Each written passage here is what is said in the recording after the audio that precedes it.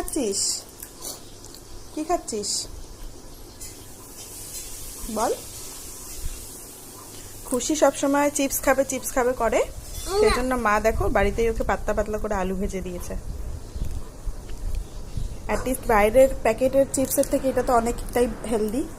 একদম বাড়িতে আলু ভাজা ভালো তেলে। কি খাচ্ছিস সোনা? কি খাচ্ছ মাম্মা? বলো কি খাচ্ছ? একটা একটা করে খাও খুশি, একটা একটা করে খাও। কি সোনা এটা? হ্যাঁ, কি এটা? কি খাচ্ছ? চিপ খাচ্ছ? আচ্ছা খাও।